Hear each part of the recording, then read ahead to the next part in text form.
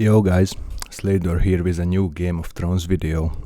Let's see, after the closed beta demo version and more than 2 months of playing in early access, what's my advice is to you if you not just wanna complete the game but wanna compete in the rankings too. So start with the characters. There is 3 classes, but I don't wanna talk about them in this video. You can watch another gameplays or anything and you can decide which one you wanna play as main. You see this crown, I am an assassin main, but you wanna start and play with other characters too as fast as possible. When early access starts, I beat the first hideout with all the 3 characters in less than 3 hours, so it's good if you start to play with them early and farm materials because it's very important. So what you wanna do with your arts and what you wanna farm with them, because the RP, which is the stamina system, is shared between your characters, so you wanna use it in your main character at early game. Don't wanna waste it on arts. What you wanna farm in your arts first is your guidebook and missions. There is already 8 chapters and they give pretty good materials and cards, which is very important for artifact expedition and for Jewelry crafting. So you wanna complete these missions with all 3 of your character if you wanna progress fast. You only wanna use RP on the arts if you have to do some mission here, beat some bandit camps and other things, but unless that you wanna only use your RP on your main character. The other things, because arts is important, is the Wormwalks stages later on. You wanna beat these stages with your arts and of course with your main character. It gives you relic finders and other materials, which is important. And the third things you wanna farm with your art is your set research.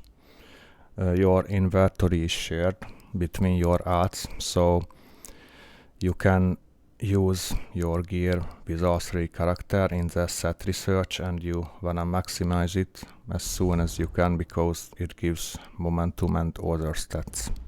So because your inventory is shared between your 3 characters, you can use the same jewels and the same relics in all 3 characters, and you wanna concentrate on getting them at early game because there is already tier 5 in gears and you don't wanna spend your RP on farming tier 1 or 2 legendary gears because you will replace them in 2 days. So how you can get legendary jewels? First thing, you need to farm materials. You need to farm hideouts to get jewelry polish, and you need to farm echoes for gemstones. And of course you can get it from the guidebook missions. That's why I told you it's important to do them on arts too. So as you see, my jeweler already level 10, but you can get legendaries from level 5. You have to craft at least 100 jewels before you can craft legendaries, but after that you can get it fixed at every 60 attempts. And you can buy more materials once you upgrade your jeweler, so it's good if you buy out this shop daily and use the materials to craft them and upgrade your jeweler faster. This material is only needed after level 5 when you can craft legendaries. So you just have to farm and buy these two at early stages.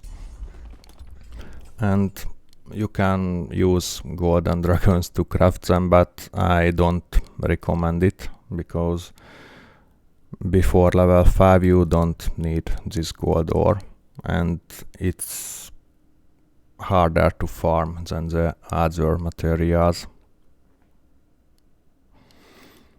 So you have to farm hideouts and echoes only and spend your RP on them if you wanna get legendary jewels and wanna progress faster.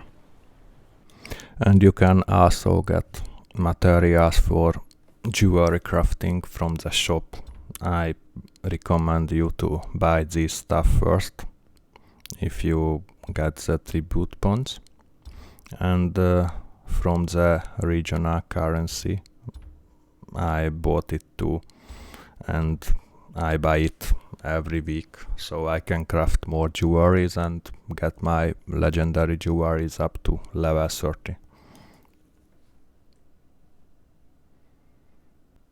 Your second most important thing is relics. You don't need to farm anything, you can get them from expeditions in your estate. As you can see, you can get up to 3 if you buy the monthly subscription, and you don't wanna use your cards, or at least I advise you to not use your cards before you can get 3 purple workers. You have to upgrade your estate first. After you upgrade it, not to level 40, but you can get earlier, you want to hire purple workers so you can get artifacts at higher rate. I mean relics, they renamed it. As you see, you can get momentum from your artifacts, not just the ones you equip, but you don't just get momentum from them. Not many people know about it, but you get stats based on the overall restoration progress. So you wanna upgrade your blue artifacts too, if you have enough wax to upgrade them, and you get these stats, which is pretty good boost. Let's talk about RP. RP is your stamina basically. You get one at every 10 minutes and you can recharge it with golden dragons. I advise you to recharge at least 1 or 2 times a day, even if you are free to play, because you want to farm stuff and progress faster, but you can buy up to 4 times and get 120 stamina with 440 golden dragons. And you can also buy entry tickets for Dragon with golden dragon, which isn't a bad option. I advise you to buy at least one if you can compete in Dragon, but you can buy one every day, up to 7, and you can use them once you are able to do at least 1% damage and get the reward from it. But after your stamina or RP recharge, where you wanna spend it? First things, bandit camps.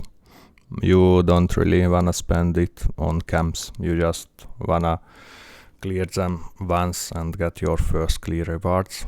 You can get wood from the first clear rewards, which is need to upgrade your estate and get relics faster, so you wanna clear them once and forget about them after. echoes. You definitely wanna spend stamina on them and get the materials to craft jewelries. Beasts, same thing as camps. You just wanna kill them once and get the first clear reward. You don't really wanna spend RP on gear at early stages.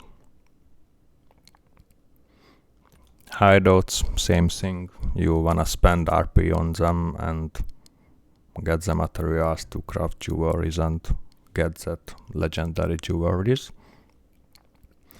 You can spend it on dungeons, but you really don't wanna spend it on them. You can get epic gear only, or legendary if you're really lucky, but you won't be. And you need to clear it at least 8 times if you aren't lucky, so it's a lot of RP to spend on some epic gear. You don't really wanna spend stamina on dungeons at all. You can farm your gear later from beasts, and you wanna farm only them because you can get wax, and you need this to upgrade your relics.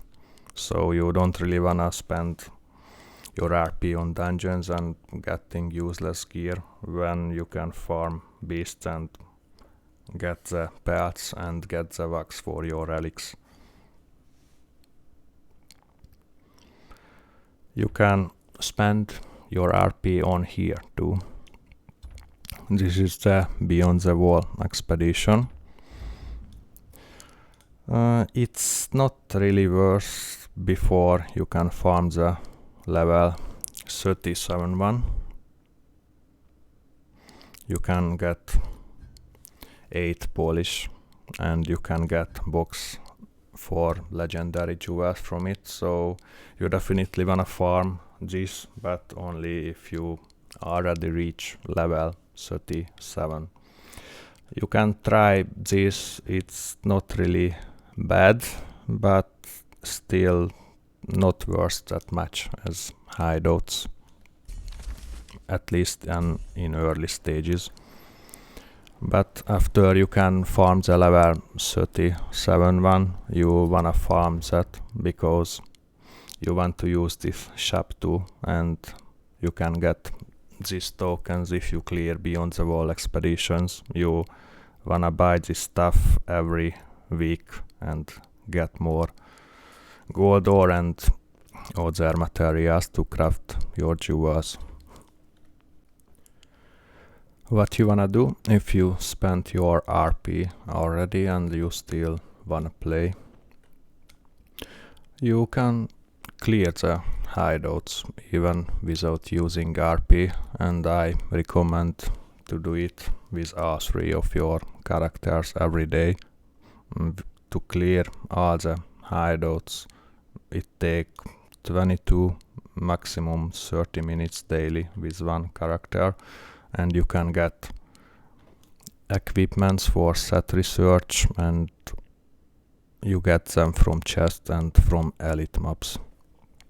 So you just kill them, get the gear and upgrade your set research, and you can clear the camps too without using RP. Same thing, you just go clear the maps and you can get gear from elites to the set research. If you clear them, you just have to decline the reward, so you don't waste RP on it. You just click here and delete, and you can repeat it in an hour. You get gear from the elite maps and you get experience if you wanna level up faster. You can do it every hour. As you see, I do this for 10 camps every hour, and do the grind every day until I get to level 45. Let's talk about the rankings. There are weekly and monthly ranks. You wanna do them every week to get ranked and get the rewards, and this is why the odds are important, because you can get ranked with all three of your character. I don't really had time this week, but I'm usually in the top 10 with all three of my characters in here, because hideouts is the easiest one in my opinion. You just have to clear all the hideouts every day. It takes 20-30 minutes per character and you can get rewards. The bandit camp, which I usually don't do, but we have to grind for level 45, so now I am first, and as you can see I'm in the top 10 with the other two character, because I grinded for gear to finish the set research. And you can get to the top 50 easily in every ranking. I just don't really had time this week, but you can do it with all three of your character, and even if you just in the top 50 and played like 2 hours to clear that contents, you get copper. But I don't really advise you to aim for the top first position, because it's really grindy and you will burn out fast if you wanna be the first in every ranking. I usually do just the hideouts and the altar of memories, which I don't started yet, but usually we got the first places in every dungeon, and you get legendary boxes and hardeners, which needed you to change the enchantment on your gear, and it's very important if you wanna get good enchantment for your skills in legendary gears. So I advise you to aim for the top 10 position in all these rankings in Altar of Memories and get at least the boxes. It helps you to progress with your set research faster, and you get good rewards from it. There is a ranking for Dragon, but I don't recommend to aim for the top first position either. I don't really like to go there and beat Dragon every 2 hours. It's annoying, and you only want to farm Dragon if you have tickets for it and get materials, in my opinion. This ones was the weekly ranks. You can get it after every weekly reset. It's Thursday in my time zone, but it may be other time in yours. But there is one, the Beyond the Wall, and this is a monthly ranking, but you wanna do this and get the rewards. As you see, I only went for this spot, but I will probably go for other first spots, because you get many golden dragons from it, and reinforcement tool, which is very important to upgrade your relics. And one thing I forgot to mention is house sigils.